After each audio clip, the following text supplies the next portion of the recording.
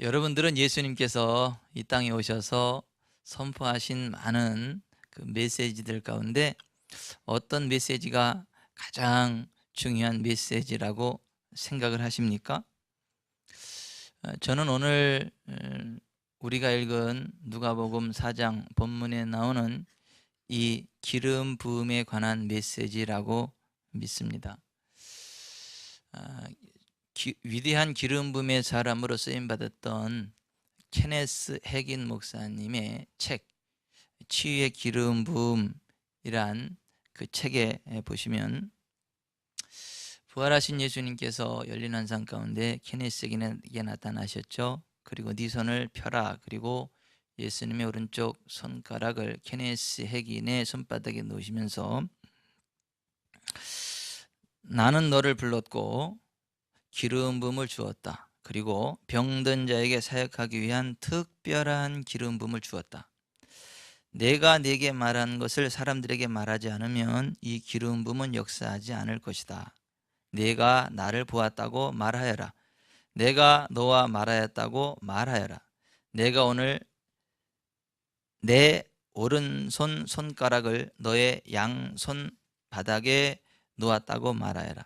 그들에게 너의 손에 치유의 기름 부음이 있다고 하여라. 그들이 믿으면 네 손으로부터 능력이 흘러 그들의 몸으로 들어가 그들의 약함과 질병을 물리치겠고 치유와 치료가 이루어질 것이라고 내가 네게 말했다고 사람들에게 말하여라.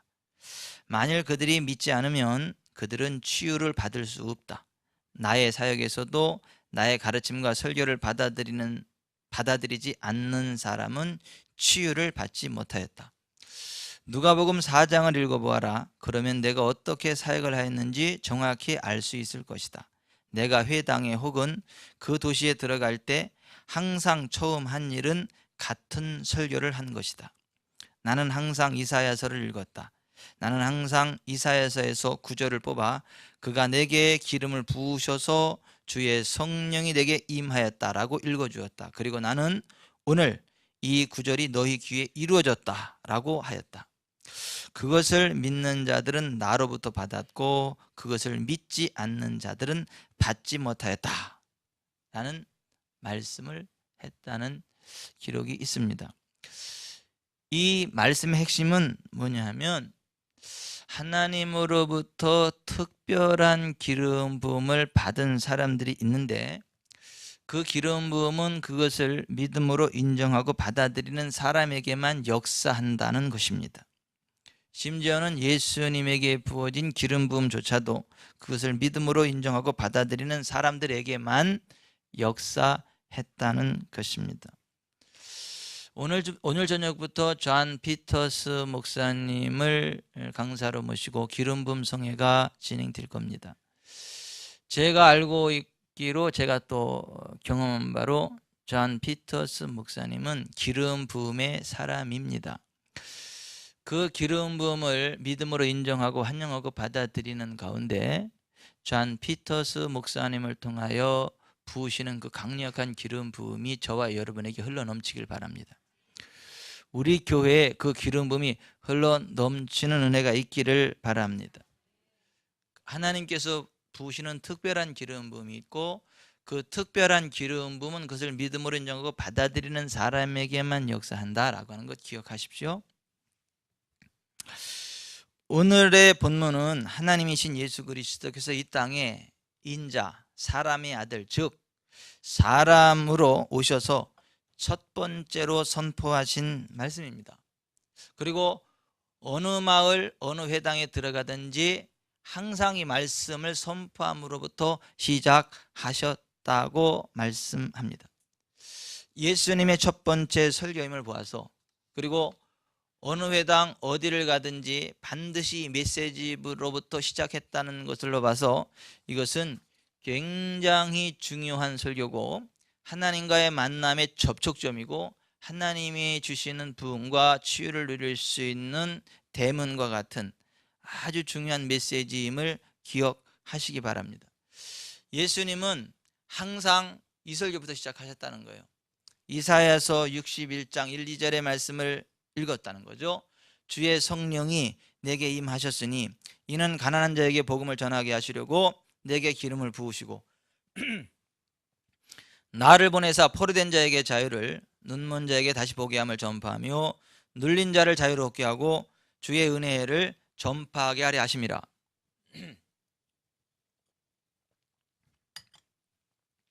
이것을 읽으신 후 이 글이 오늘날 너희 귀에 응하였느니라는 선포를 하셨고 설교를 시작하셨다라고 하는 겁니다.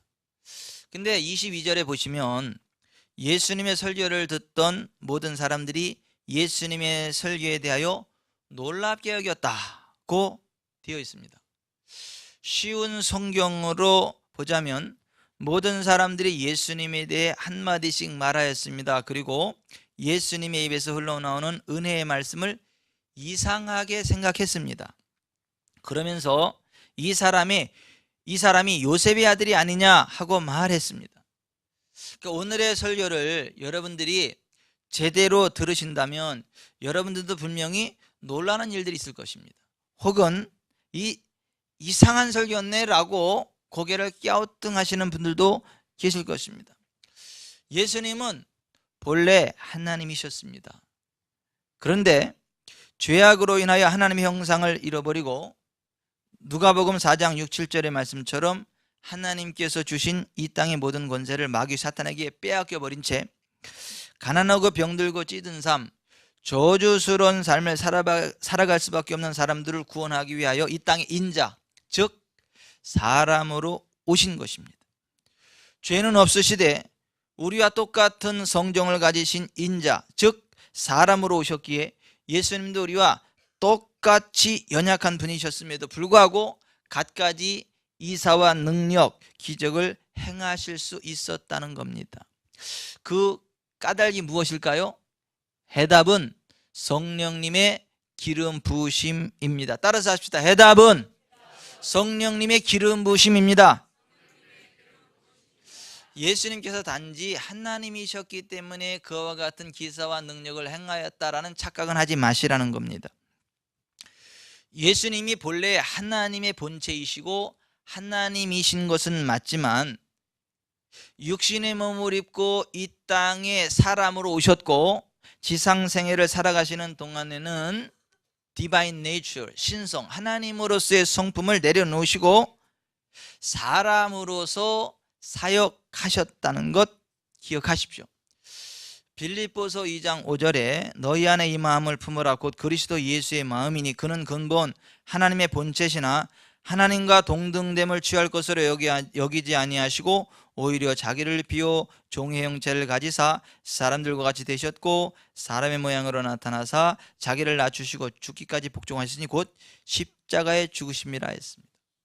이 말씀처럼 예수님은 인자, 즉 사람으로 오셔서 모든 신성을 내려놓으셨습니다. 그러나 인자이신 예수님이 하나님의 성령을 힘입었기에 그 모든 사역들을 능히 감당하실 수 있으셨던 겁니다.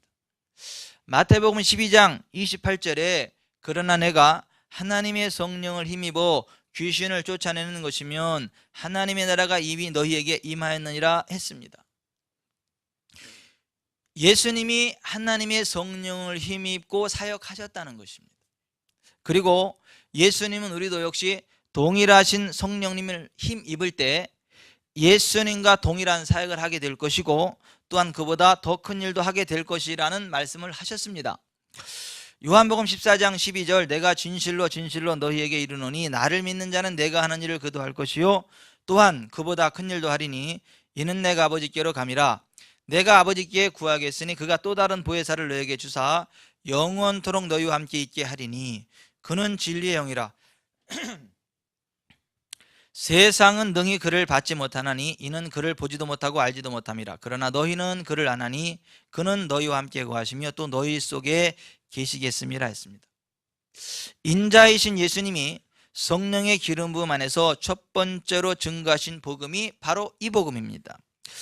주의 성령이 내게 임하셨으니 이는 가난한 자에게 복음을 전하게 하시려고 내게 기름을 부으시고 나를 보내사 포로된 자에게 자유를 눈먼 자에게 다시 보게 함을 전파하며 눌린 자를 자유롭게 하고 주의 은혜를 전파하게 하려 하심이라. 이 글이 오늘날 너희에게 응하였느니라는 말씀, 그리고 계속되는 설교를 진행하셨다는 것입니다. 예수님이 첫 번째 선포하신 설교, 어디 가든지 시작하신 이 메시지의 내용들이 뭐냐면 첫째, 그 대상이 가난한 자였습니다. 따라서 하십시다. 예수님의 첫 번째 설교는 그 대상이 가난한 자들이었습니다. 가난한 자들에게 선포되는 메시지였습니다. 두 번째는 성령의 기름 부으심 안에서만 선포될 수 있는 복음이었습니다. 세 번째, 그 내용은 포로된 자를 자유하게 하고 눈먼 자를 다시 보게 하고 눌린 자를 자유롭게 하고 주의 은혜의 희년을 선포하는 것이었습니다. 그러니까 여기에서 우리가 성경이 말씀하고 있는 가난에 대해서 진지하게 점검해 보셔야 됩니다. 하나님은 아담과 하와를 만드시고 그들에게 엄청난 부를 주셨습니다. 온 지구와 그 안에 모든 것들을 주셨습니다. 그것도 성에 안치하셨는지 그 안에 가장 아름답고 살기 좋은 온갖 과실로 풍요로운 정원을 따로 만들어 선물로 주셨죠. 인간의 죄로 인하여 저주가 내리기 전까지 이 땅에는 가난이라는 개념조차도 존재하지 않았습니다. 그러므로 분명한 것은 가난은 죄악의 결과이지 하나님의 섭리가 아니라는 것입니다. 함께 합시다. 가난은 죄악의 결과지 하나님의 섭리가 아니다. 가난은 죄악의 결과지 하나님의 섭리가 아니다. 아담과 하와가 하나님의 말씀을 떠나 원수 마귀의 말을 듣고 하나님께서 먹지 말라는 선악을 알게 하는 나무의 실과를 먹었기에 그가 서 있는 땅에 저주가 임했고 그 결과로 가난이 찾아온 겁니다. 아담에게 이르되 네가 내 아내의 말을 듣고 내가 너더러 먹지 말라 한 나무의 실과를 먹었은즉 땅은 너로 인하여 저주를 받고 너는 종신토록 수고하여야 그 소산을 먹으리라. 땅이 내게 가시덤불과 엉겅퀴를 낼 것이라. 너의 먹을 것은 밭의 채소인즉 네가 얼굴에 땀이 흘러야 식물을 먹고 라고 했습니다. 저주라고 하는 것은 어떤 새로운 뜻이 있는 것이 아니라 하나님의 복이 없는 상태, 그 자체가 저주입니다. 복은 하나님의 본성으로부터 우러나오는 모든 좋은 것들이 뭉쳐진 겁니다. 생명, 빛, 사랑, 평화, 진리, 부유함, 건강, 풍성한 소산, 기쁨, 희망 등등 이 모든 것들을 하나로 합쳐서 그냥 복이라고 하는 거예요. 각양 좋은 은사와 온전한 선물이 위로부터 빛들이 아버지께로서 내려오는 것, 바로 그것이 복이라고 하는 것입니다. 그 복을 잃어버렸을 때 아담은 가난해질 수밖에 없었습니다. 아브라함, 이삭, 야곱 등 하나님과 언약을 맺고 하나님을 믿은 조상들은 모두 엄청난 부자가 되었습니다.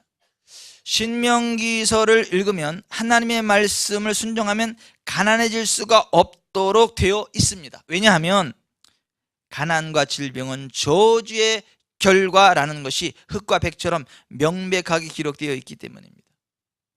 회색지대가 없어요. 가난 그 자체가 죄는 아니지만 가난은 저주의 결과라는 진리를 분명히 깨달아 아시기를 바랍니다. 가난은 우리의 원수이지 친구가 아니라는 걸 아시기를 바랍니다. 어떤 가난도 좋은 가난은 없어요. 어떤 가난도 복이 되는 가난은 없습니다. 따라서 하십시다. 어떤 가난도 좋은 가난은 없다. 어떤 가난도 복이 되는 가난은 없다. 가난은 퇴치해야 돼요. 그리고 우리가 부욕해 돼야 돼요. 그렇게 해야 가난이 퇴치됩니다. 그런데 가난을 운명으로 받아들이고 믿음으로 싸우지 않는 한 결코 가난은 극복되지 않는다라고 하는 것입니다. 비록 내가 지금 가난 속에 있다 하더라도 가난이라는 저주를 미워하고 하나님의 복을 받아 부유하게 되어 하나님께 영광을 돌리고 하나님 나라를 위해 돈을 아낌없이 쓰는 그런 하나님의 사람이 되려고 결심하고 하나님의 말씀 안에서 정직을 행하며 남을 사랑하고 부지런히 일하면 반드시 하나님께서 지혜를 주시고 길을 열어주시며 복을 넘치도록 부어주십니다. 잠언 10장 22절 여호와께서 복을 주심으로 사람으로 부하게 하고 근심을 겸하여 주지 아니하시느니라. 따라서 하십시다. 여호와께서 복을 주심으로 사람으로 부하게 하고 근심을 겸하여 주지 아니하시느니라. 신명기 15장 4절에 내가 만일 내 하나님 여호와의 말씀만 듣고 내가 오늘 내게 내리는 그 명령을 다 지켜 행하면 내 하나님 여호와께서 내게 기업으로 주신 땅에서 내가 반드시 복을 받으리니 너희 중에 가난한 자가 없으리라. 따라서 합시다. 말씀 가운데로 나아가면 반드시 복을 받고 가난하지 않게 된다. 중요한 것은 가난한 자를 부유하게 하시는 복음은 성령의 임하심, 성령의 기름 부으심 안에서만 선포되어질 수 있고 깨달아질 수 있고 작동될 수 있다는 걸 아셔야 돼요. 오늘 누가복음 4장 18절에 주의 성령이 내게 임하셨으니 이는 가난한 자에게 복음을 전하게 하시려고 내게 기름을 부으사라는 말씀이 나오는 겁니다. 여러분들이 진정 부유하게 되기를 원하십니까? 가난하게 되기를 원하세요? 영적으로도 재정적으로도 부유하게 되기를 원하십니까? 진정 여러분들이 영적으로도 재정적으로 부유하게 되기를 원하십니까? 그렇다면 성령의 도우심, 성령의 기름 부으심을 요청하십시오. 성령의 기름 부음이 임할 때 재정에 대한 성경적인 올바른 가치관이 형성됩니다. 잠언 22장 4절에 겸손과 여호와를 경외함의 보상은 재물과 영광과 생명이니라는 말씀이 나오는데 이 말씀이 진실로 깨달아져요. 겸손과 여호와를 경외함의 보상은 재물과 영광과 생명이다. 이 말씀은 성령의 기름 부음 안에 들어간 사람만이 깨달아지고 성령의 기름 부음 안에 나아가는 사람만이 취하게 됩니다. 오늘의 이 말씀을 성령의 기름 부음 안에 있는 사람이 들으면, 성령의 기름 부으심이 시작된 사람이 들으면 이 속에서요 기쁨이 솟구쳐 오릅니다. 부흥에 대한 열망이 생깁니다. 희망이 생깁니다. 그러나 반대로 성령님과 상관없는 종교 지도자들이 들어버리면요, 성령님과 상관없는 육에 속한 종교인들이 들어버리면요 분노가 치밀어 오릅니다. 화가 솟구쳐 오릅니다. 그리고 이 설교를 하는 저를요 죽이고 싶은 마음까지 생깁니다. 그래서 이 메시지를 선포하는 저를 향하여 굉장한 악다구를 씁니다. 굉장히 심한 말을 막 하고 막 공격을 해야 됩니다. 그러나 성령님의 기름 부음 안에 거하시는 분, 성령님의 기름 부음이 시작되신 분이 이 메시지를 들어버리면요 여기서부터 기쁨이 솟구쳐 오릅니다. 가난의 멍에가요 금이 가기 시작을 합니다. 쭉 갈라져 버립니다. 그리고 하나님이 주시는 부흥이 시작이 됩니다. 왜냐하면 이 재정은 영적인 주제입니다. 이 재정은 영적인 것입니다. 사탄은 재정에 대해서, 이 돈에 대해서 잘못된 견해를 집어넣는 선수입니다. 사탄은 돈에 대한 잘못된 의식을 집어넣습니다. 돈의 노예가 되거나 돈을 터부시하게 하는 양극단에 빠지게 만듭니다. 돈의 노예가 되는 것도 사탄에게 사로잡힌 결과고요, 돈을 터부시하는 것도요 사탄에게 사로잡힌 결과입니다. 양극단에 서지 않기를 바랍니다. 사탄의 미혹에 빠진 사람들이 돈의 노예가 되거나 돈을 터부시해요. 여러분들은 돈의 노예도 되지 마시고 돈을 터부시하지도 마시고 여러분의 삶 가운데 재정이 흘러 넘치기를 바랍니다. 재정이 흘러가기를 바랍니다. 재정이 흘러 넘치는데 돈의 노예가 되는 것이 아니라 그것이 그냥 흘러가는 축복의 통로, 부흥의 통로로만 쓰임받게 되기를 바랍니다. 아멘. 그게 성령의 기름 부음 안에 있는 사람만이 누릴 수 있는 복이에요. 여러분, 성경에서 재정의 위치가 어느 정도나 되는 줄 아십니까? 존 아반지니의 통계에 따르자면 성경 전체에서 거의 20%, 그러니까 성경의 5분의 1이 재정과 땅과 돈과 물건과 가축과 개인 재산 등과 관계가 있는 말씀이에요. 신약 성경 안에 믿음에 관한 구절이 215개고 구원에 관한 것이 218개인데 금전과 재정의 청지기과 책임에 관해 다루고 있는 구절은 2084개나 된다는 거 아세요?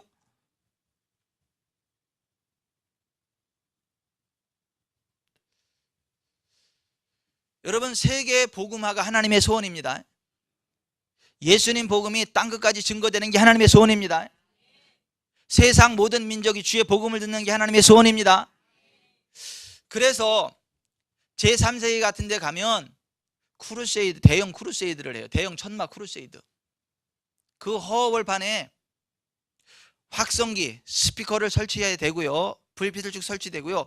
거기 사람들 책 주고 먹을 것 주고 하면서 적게는 수만 명에서 수십만 명, 수백만 명까지 운집한 상태에서 복음을 증거합니다.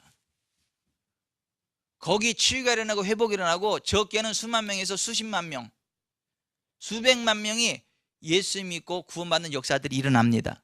근데 그런 크루세이드 한번 열으려면요 뭐가 필요할까요? 돈 없이 될까요? 돈 없으면 안 됩니다. 돈은 영적인 주제입니다. 영적인 전쟁입니다. 하나님은요 그러한 일들을 위해서 하나님의 자녀들에게 재정을 쏟아 부으시는 걸 믿으시기 바랍니다.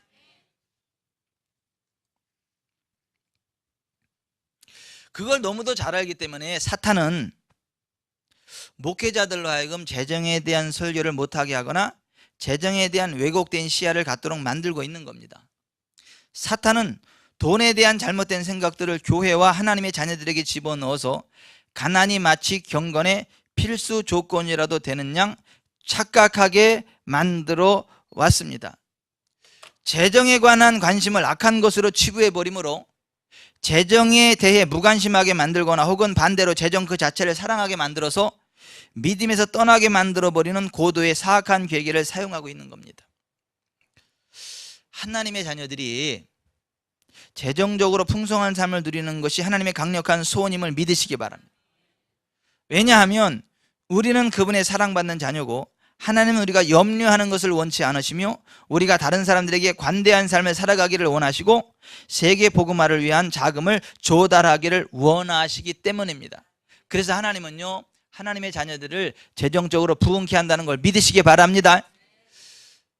그러면 하나님의 소원 그대로 우리가 재정적인 영적으로 뿐만이 아니라 재정적으로도 부욕해 되려면 그 부흥을 누리려면 어떻게 해야 되는 것입니까? 첫 번째로 성경적인 복음을 제대로 알고 믿어야 됩니다. 여러분 성경적인 복음이 뭡니까? 첫째, 예수님이 우리의 모든 죄악을 다 담당하셨기 때문에 우리는 죄의 저주로부터 자유하게 되었다는 것입니다. 그리고 죄를 끊어내고 이길 수 있게 되었다는 것입니다. 이게 첫 번째 복음이에요. 두 번째 복음은 예수님이 우리의 모든 연약함과 질병을 대신 담당하셨기 때문에 예수님의 이름으로 어떤 연약함도 퇴치할 수 있다는 겁니다. 어떤 질병도 퇴치해버릴 수 있다는 것입니다. 어떤 연약함과 질병이든지 우리를 억울할 수 없다는 것입니다. 예수님의 이름으로 우리는 꺾어버릴 수 있고 연약함으로부터 자유하고 질병으로부터 자유하고 건강하게 만족할 때까지 장수할 수 있게 되었다. 이것이 두 번째 복음입니다. 세 번째 복음이 뭐냐 하면 예수님이 우리를 위하여 가난의 저주를 담당하셨기 때문에 이제 예수님 안에서 우리는 가난의 저주를 꺾어버릴 수 있다는 것입니다. 가난으로부터 자유할 수 있다는 것입니다. 부유할 수 있다는 것입니다. 예수님이 모든 저주를 담당하셨기 때문에 우리는 더 이상 가난의 저주와 상관없고요 아브라함의 복을 누릴 수 있게 되었다는 것입니다. 아브라함의 복이 뭔 줄 아세요? 아브라함은요 첫째, 부요했어요. 거부가 되었어요. 둘째, 건강했어요. 셋째, 장수했어요. 175세가 될 때까지. 그리고 치유 사역자였어요. 아비멜렉 그 가족이 임신하지 못할 때 아브라함이 기도해서 고쳐버렸어요. 치유 사역자였어요. 그리고 175세가 돼서 하늘나라 갈 때 자식들 다 모아놓고 자식들에게 재산을 유산으로 넘어질 정도로 부유했어요. 이게 아브라함의 복입니다. 그리스도 예수 안에 있는 자들은 아브라함의 자손이고 아브라함의 복을 받고 성령의 약속을 유업으로 받게 되었다. 이게 복음입니다. 아멘. 우리가 예수님 안에서 죄로부터 자유하고 연약함과 질병으로부터 자유하고 가난으로부터 자유하고 우리는 예수님 안에서 거룩해질 수 있고 건강해질 수 있고 부유하게 될 수 있고 아브라함의 복을 누릴 수 있다. 기름의 통로가 되고 치유의 통로가 되고 치유 사역자가 되어줄 수 있다. 단 한 사람의 예외도 없이 예수님만 있는 모든 사람에게 그와 같은 길이 열렸다. 예수 이름으로 그 모든 것들을 누릴 수 있고 누려야 된다. 그것이 성경이 이야기하는 복음이에요. 그걸 믿으셔야 돼요. 그걸 믿으셔야 돼요. 제발 이런 말에는 속지 마세요. 하나님이 고쳐주시긴 하는데 안 고쳐주는 사람도 있어. 이런 말에 속지 마세요. 하나님은 물질의 복을 주시는 것도 맞지만 가난의 은사를 주시는 사람도 있어. 이런 말은 하지 마세요. 가난이 저주지 무슨 은사예요. 따라서 합시다. 가난이 저주지 무슨 은사냐. 그 은사는 너나 가져라. 가난은 은사가 아니에요. 그런데 가난을 은사로 취급을 해요. 사탄의 미혹입니다.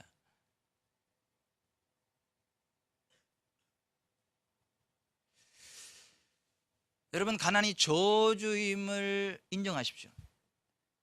끊어내기를 결심하십시오. 우리 주 예수 그리스도께서 우리를 가난하게 되심으로 우리를 부욕해 하셨다는 걸 믿으시기 바랍니다. 첫째는 성령의 기름 부으심 안에 들어가야 되고, 둘째는 이 성경적인 그 복음을 믿어야 돼요. 셋째는 성령의 사람인 선지자의 가르침을 신뢰해야 돼요. 따라서 하십시다. 성령의 사람인 선지자의 가르침을 신뢰해야 합니다. 오늘 누가복음 4장 24절에 보시면 선지자로서 사역하시는 예수님의 사역에 대하여 불신하고 대적하는 예수님의 고향 나사렛 사람들에 대하여 안타까워하시는 예수님의 말씀이 기록되어 있습니다. 선지자의 말을 선지자의 말로 받지 않으면 그 선지자를 통한 성령의 기름 부음이 역사할 수 없다는 것을 아셔야 됩니다. 마가복음 6장 4절 5절 보시면 예수께서 그들에게 이르시되 선지자가 자기 고향과 자기 친척과 자기 집 위에서는 존경을 받지 못함이 없느니라 하시며, 거기서는 아무 권능도 행하실 수 없소라고 했어요. 따라서 합시다. 선지자의 기름 부음은 믿는 자들에게만 역사합니다. 받아들이는 자들에게만 역사합니다. 선지자의 기름 부음이 임한 엘리야가 와도 받아들이지 않으면 역사가 안 나타나.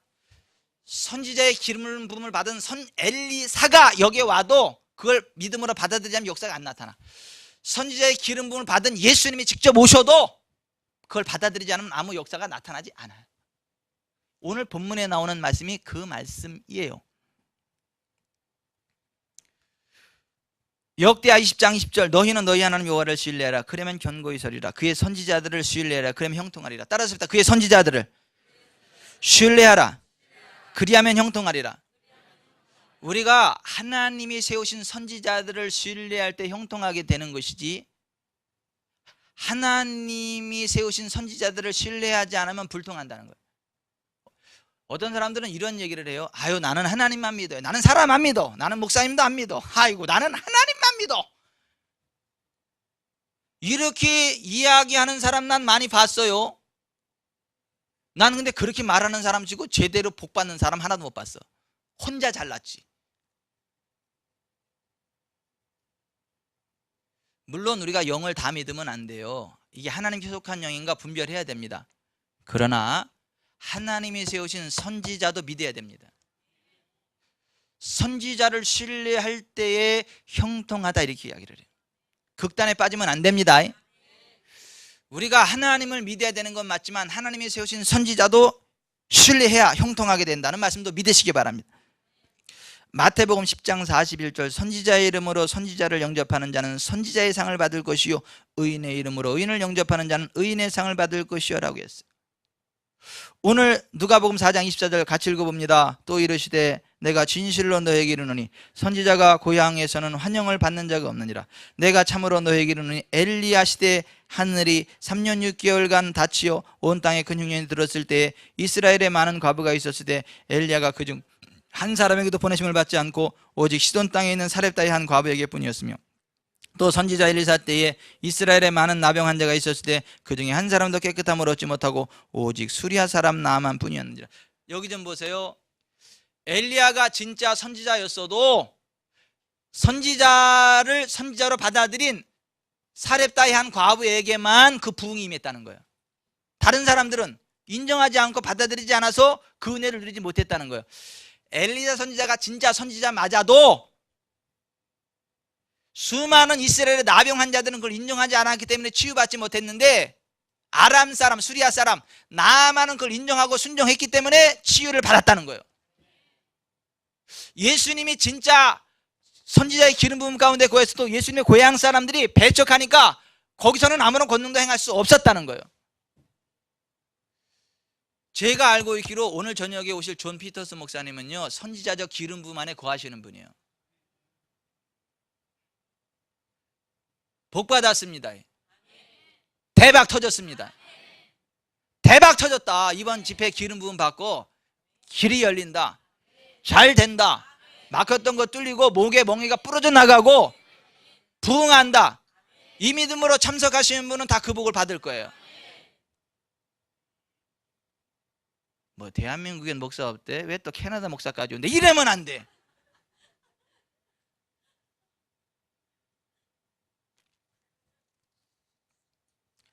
우리가 하나님의 뜻대로 번영을 누리려면 성령님의 기름 부으심을 받아야 됩니다. 성경적인 부유의 복음을 믿어야 됩니다. 하나님이 세우신 선지자를 환영해야 됩니다. 선지자를 통해 역사하시는 그 기름 부음을 환영함으로 받으셔야 됩니다. 아멘. 그리고 재정을 심어야 됩니다. 고린도후서 9장 6절, 이것이 적게 심는 자는 적게 거두고 많이 심는 자는 많이 거둔다 하는 말이다. 심는 자에게 씨와 먹을 양식을 주시니 이가 너희 심을 것을 주사 풍성하게 하시고 너희 의의 열매를 더하게 하시리니 너희가 모든 일에 넉넉하여 너그럽게 연보를 하면 그들이 우리로 말미암아 하나님께 감사하게 하는 것이라. 갈라디아서 6장 6절, 가르침을 받는 자는 말씀을 가르치는 자와 모든 좋은 것을 함께하라. 스스로 속이지 말라. 하나님은 업신여김을 받지 아니하시나니 사람이 무엇으로 심든지 그대로 거두리라. 여러분 여기 좀 보세요. 봄이면 씨앗 뿌려, 여름이면 꽃이 피고, 가을이면 풍년 들어, 겨울이면 행복하네. 이런 찬송가 있죠. 봄에 씨앗을 왜 뿌리죠? 가을에 100배로 거둘 것을 꿈꾸고 심는 거 아니에요? 그럼 가을에 100배로 거둘 것을 기대하면서 봄에 씨앗을 뿌리는 농부는 미친놈입니까? 기복주의자입니까? 정신병자입니까? 그게 정상이에요. 가을에 100배의 수확을 기대하고 봄에 씨앗을 뿌리는 게 이게 정상입니다. 아멘. 마찬가지예요. 하나님이 주시는 복을 받으려면 우리는 씨앗을 심어야 돼요. 그리고 100배를 기대해야 됩니다. 그럼 100배를 거두게 됩니다. 현세에서 100배를 거두게 됩니다. 내세에서 영생을 거두게 됩니다. 오늘 본문에 나오는 사렙다 과부가 뭐를 심었죠? 밀가루하고 기름을 심었어요. 뭐를 거뒀죠? 밀가루와 기름을 거두었습니다. 밀가루를 심었는데 삽살가루 안 나왔어요. 기름을 심었는데 금가루 안 나왔다고요. 밀가루와 기름을 심었더니 밀가루와 기름이 100배로 오는 겁니다. 요한복음 6장에 한 소년이 보리떡 5개와 물고기 2마리를 심었어요. 그리고 뭐를 100배로 거뒀죠? 예? 보리떡을 심었는데 찹쌀을 거뒀어요. 찹쌀떡. 물고기를 심었는데 소고기 꽃등심을 거뒀어요. 아니에요. 보리떡을 거뒀고 물고기를 거뒀어요. 왜요? 심기를 그걸 심었으니까. 여러분 진짜 여러분들이 부욕해 되기를 원한다면 심으십시오. 심으십시오. 그리고 여러분들이 거두기 원하는 걸 심으세요. 빨간 감자를 심으면 빨간 감자 나옵니다. 노란 감자 심으면 노란 감자 나옵니다. 호박 고구마 심으면 호박 고구마 나옵니다. 가라지 심으면 가라지 나옵니다. 이 심는 대로 거두는 것을 설교했더니 어떤 청년이 와서 그 존 아반지니 목사님한테, 그럼 우리 엄마는 많이 심었는데 왜 가난하냐고, 왜 그 요양원에 있냐고, 우리 엄마는 젊었을 때 많이 심었는데. 그래서 존 아반지니 목사님이 고민이 돼가지고 아닌데 심으면 반드시 하나님이 거두게 하시는데 왜 그러지? 그러게 딱 주님을 바라봤더니 뭘 심었는지 여쭤봐라, 그런 감동이 와가지고 그 형제 어머니가 뭘 심었어요? 그랬더니 그 밀가루 떡하고 쇼울 있죠, 쇼울 이거 쇼울 겨울에 이거 그 떠가지고 열심히 갖다 줬대. 현찰은 안 갖다 주고. 그랬더니 뭘 심었냐 그랬더니 그 청년이 심었다고 그래. 그 다음에 자기가 그 다음 뭘 질문하실지 제가 맞춰볼까요? 그랬더니 한번 해보라 그랬더니 지금 어머니한테 그 빈대떡하고 효리 없냐고. 요양원에 있는데요, 희한하게 오는 사람마다 빈대떡 피자 가지고 와. 오는 사람마다 효를만 들고 와. 그래가지고 그냥 막 이렇게 쌓여 있어. 다른 건 안 들고 와. 그것만 들고 와. 왜 그럴까요? 쉼길 그걸 심었다니까. 여러분, 우리가 심는 것에 대해서 현세에서 100배로 거두게 하십니다. 내세에서 영생으로 거두게 하십니다. 아멘. 우리가 하나님이 100배의 부흥을 주실 걸 기대함으로 심으셔야 돼요. 깨끗한 부자라는 책에 나오는 얘기입니다.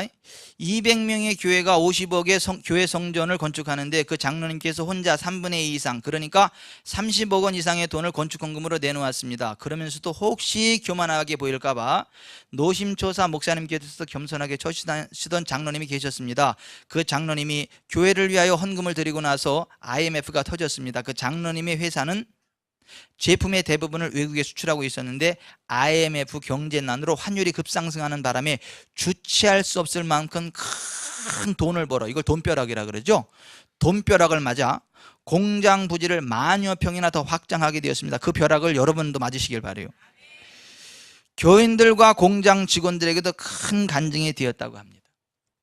그러니까 심으니까 거둔다는 거예요. 30배, 60배, 100배의 축복받는 원리라는 책에 나오는 간증입니다. 거듭된 흉작으로 재정이 극도로 쪼들리게 되었고 풍성한 수확에 대한 약속의 말씀을 들은 그는 풍성한 사과 수확의 씨앗으로 거액의 헌금을 드렸다. 이 헌금을 하느라 그는 극도로 쪼들리게 되었다. 힘에 겨울 정도의 거액을 헌금하고 살틸로의 집으로 돌아온 그에게는 최악의 소식이 기다리고 있었다. 헌금을 하러 한 바로 그날 밤 때 아닌 추위가 몰아닥친 것이다. 이로써 농장의 사과꽃들이 모조리 얼어붙었다. 이와 같은 사태를 맞자 의심이 먹구름처럼 피어올랐다. 결핍의 공포로 인해 하나님이 그의 헌금을 연락하지 않으신 것이 아닌가 하는 회의가 그를 괴롭혔다. 그렇지만 그는 아내에게 지혜롭게 다짐했다. 여보, 추수를 위해 믿음으로 씨를 뿌렸으니 이제 우리는 기도할 도리밖에 없소. 자연의 결과는 좋지 못하지만 우리 하나님은 자연을 다스리는 분입니다. 그 부부는 간절히 부르짖었다. 그렇게 기도하면서 그들은 두려움을 떨쳐버렸다. 소문이 나돌면서 그로부터 보름 동안 그들은 심한 마음고생을 했다. 누구나 올해 사과 농사는 끝장이라고 했다. 이 신실한 하나님의 종들은 이웃 농부들의 조롱과 비웃음의 대상이 되었다. 이들은 꿋꿋하게 버텼다. 우리는 사과를 수확할 겁니다. 하나님이 지켜주실 거예요. 우리는 믿음으로 씨를 뿌렸으니 믿음으로 거둘 겁니다. 보름 만에 기적이 일어났다. 얼어붙은 곳들에 매달려 있던 나무마다 아주 작은 사과알이 자라나기 시작했다. 처음에는 아주 조그마해서 보일 듯 말 듯 했지만 어쨌든 살아있었고 상태도 양호했다. 사과는 날마다 알이 굵어져 마침내 탐스럽게 익었다. 그의 마을에서 사과를 수확한 집은 이 신실한 농부의 집밖에 없었다. 그리고 수확은 그 어느 해보다 더 풍성했다. 자, 이제 가장 감동적인 부분으로 넘어가자. 그의 다른 농장이 다 흉작이어서 이 농부의 사과는 전에 없이 비싼 가격에 팔렸다. 이 부분은 바라는 추수량에 맞춰 씨를 뿌려야지 작년 추수량에 맞춰 뿌려서는 안 된다는 재정의 법칙에 대한 살아있는 증인이었다. 우리는 장래 추수의 규모에 따라 씨를 뿌려야 한다. 과거 추수의 규모에 맞춰 파종해서는 안 된다. 없는 것에 연연하여 파송하지 말라. 과감하게 미래의 추수를 바라고 투자하라. 그렇지 않아도 돈이 없어 죽겠는데 어떻게 그러냐고 할 사람도 있을 것이다. 그러나 소득이 충분치 않다면 전보다 더 많은 씨를 뿌려야 더 많이 거둘 수 있다는 원리를 알아야 한다. 많이 들일수록 많이 거둔다. 많이 심는 자는 많이 거둔다 하는 말이로다. 아멘. 아멘.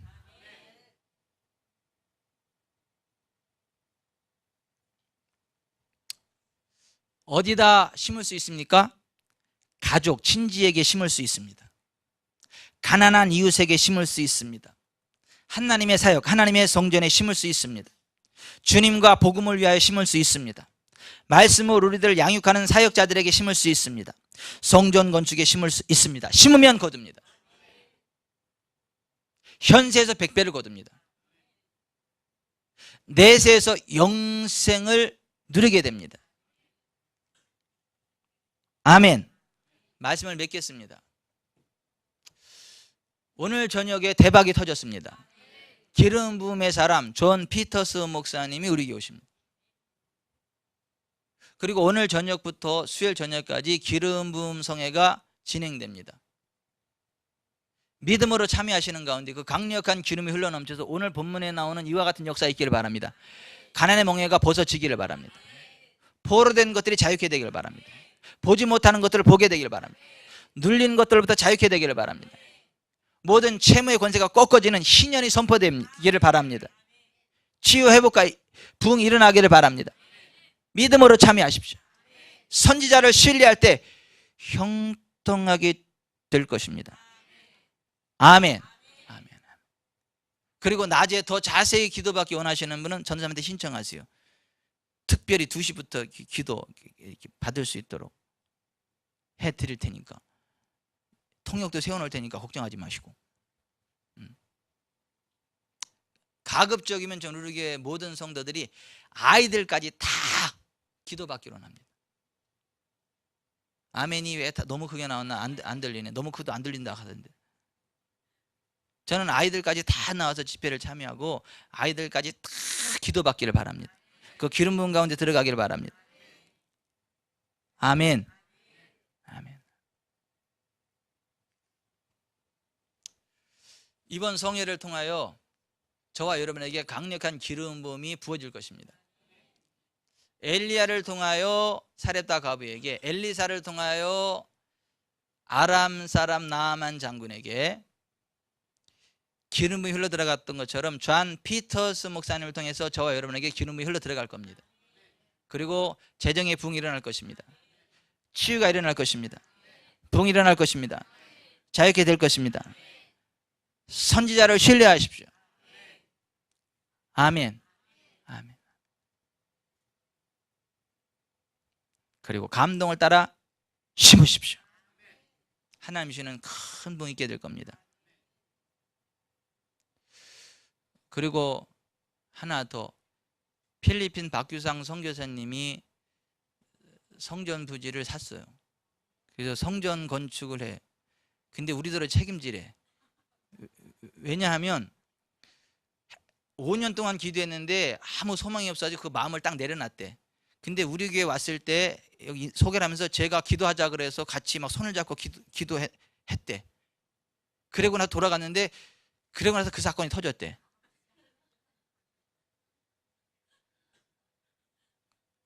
알지도 못하는 분이 자기 생일 잔치하면 뭐 몇 천만 원이 먹는 걸로 소비되는데 아무 의미 없다. 이거 선교지에다가 교회 하나 짓자. 그래가지고 알지도 못하는 사람이 쭉 이렇게 돼가지고 박규성 선교사님한테 와가지고 이 돈 갖다가 교회 지으라 그래가지고 땅을 잡았대.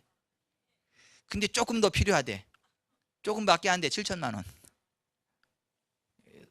그 건축하는데 그 7천만 원 혼자도 할 수 있는 거 아닌가 그거? 아멘이 너무 크다.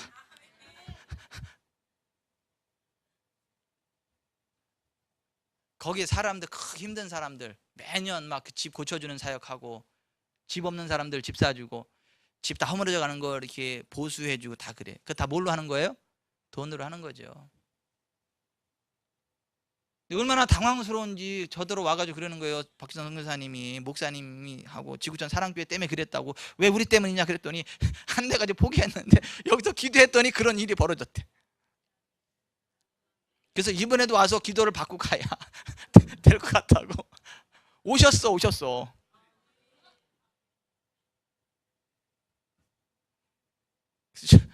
7월 6일 날 주일 낮에 예배 참석하고 잠깐 프리젠테이션하고 함께 같이 이렇게 기도 좀 해달라고 그래서 그러시라 그랬어. 그냥 내가 했으면 좋겠어. 내가 할 수만 있으면 나 혼자 끝냈으면 좋겠어 그냥. 근데 안타깝게도 지금 나 혼자 할 수 있는 능력이 안 돼. 속상하게도. 나는 그냥 우리 교회 성도들이 복을 받아서 그런 거 그냥 팍팍 그냥 할 수 있기를 바랍니다. 돈은 그럴 때 쓰라고 있는 거 아닌가? 우리 교회 성전 건축 그러니까 걱정하지 마라. 하나님이 할 거니까. 더 좋은 거 줄 거니까. 아멘. 한번 기대해 보세요. 이러한 뭐 성전 건축이나 이런 걸 앞두면 하나님이 꼭 대박을 터치셔. 전혀 생각지도 못했던 대박이 터치셔. 그럼 할렐루야, 참 성전 건축하러 주셨구나 이렇게 돼야 되는데 생각이 바뀌어. 그러다가 다 날려버리고 속만 시려.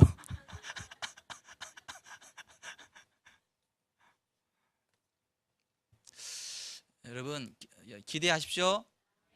아니 기름 부음 안에서 주님이 부으시는 은혜가 있으면 기대하십시오. 아멘. 오늘 설교를 들으면서 기분 나쁜 사람은요, 평생 가난의 저주가 따라갈 수 있는 사람이요. 예수 이름으로 경고합니다. 가난의 멍에를 꺾어버리십시오. 오늘 말씀을 들으면서 그냥 왠지 그냥 뽀글뽀글 기쁨이 올라오고 가슴이 확 펴지고 그냥 막 숨이 팍 터지고 막 머리가 맑아지고 막 그러는 분은 부흥하게 될 은사가 있는 사람이에요. 그 길이 확 열릴, 이번 집회에 참여해서 그와 같은 은혜를 받을 거예요. 자, 오늘 메시지에 기분 나쁜 사람은 양말 벗어서 한번 흔들어 보세요. 감사해. 하나도 없네. 다 부흥하게 생겼다. 기도하겠습니다.